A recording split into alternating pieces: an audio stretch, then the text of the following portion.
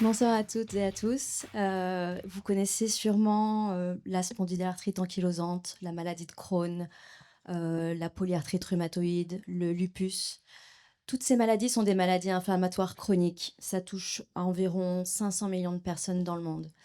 Et toutes ces maladies ont un point commun, c'est qu'il existe un arsenal thérapeutique extrêmement large, mais il persiste un besoin médical majeur non couvert.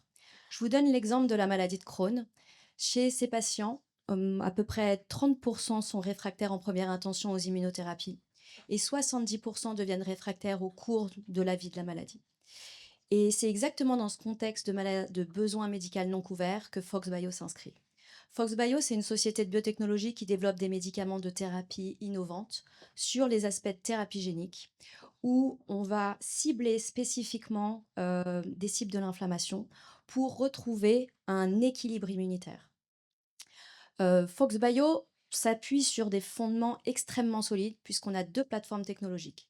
La première, c'est une plateforme de thérapie génique ex vivo autologue et la deuxième est une plateforme de thérapie génique in vivo.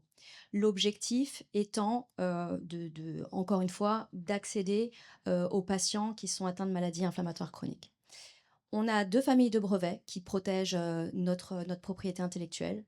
On a 20 ans de R&D derrière nous avec une équipe multidisciplinaire très industrielle et surtout, nous avons des premières données d'efficacité et de tolérance chez les patients. Au niveau de la tolérance, on a un très très très bon profil de sécurité. On a des premiers éléments mécanistiques qui nous permettent de comprendre comment se comporte le médicament une fois qu'il est injecté dans l'organisme. Et surtout, il y a des premiers éléments d'efficacité qui nous permettent de potentialiser le médicament dans d'autres indications thérapeutiques. FoxBio repose sur l'utilisation des lymphocytes T régulateurs, les Treg, qui sont en fait les maîtres, les régulateurs de l'inflammation. Ces cellules, elles ont été découvertes par 3 chercheurs qui ont été récompensés l'année dernière par le prix Nobel de médecine. Et en fait, on prend ces cellules et on les modifie génétiquement pour qu'elles écriment un CAR, ça vous parle sûrement, c'est une sorte de petite antenne qui va permettre aux cellules de communiquer avec les autres cellules immunitaires.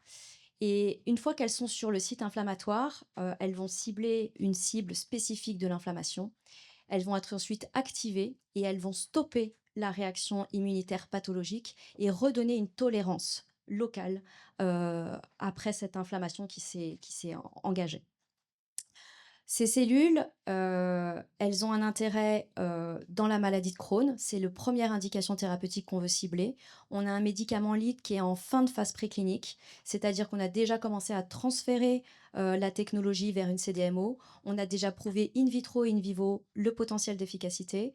On a commencé à recruter les premiers sites cliniques pour initier l'essai clinique l'année prochaine. FoxBio, c'est aussi un potentiel marché extrêmement important, puisque les maladies inflammatoires chroniques, on parle là d'un marché de plusieurs centaines de milliards d'euros.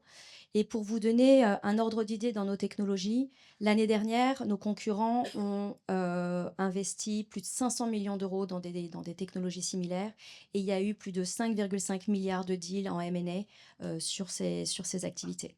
Et FoxBio, dans ce contexte-là, elle a vu une série A de 44 millions d'euros, dont 9 millions non dilutifs.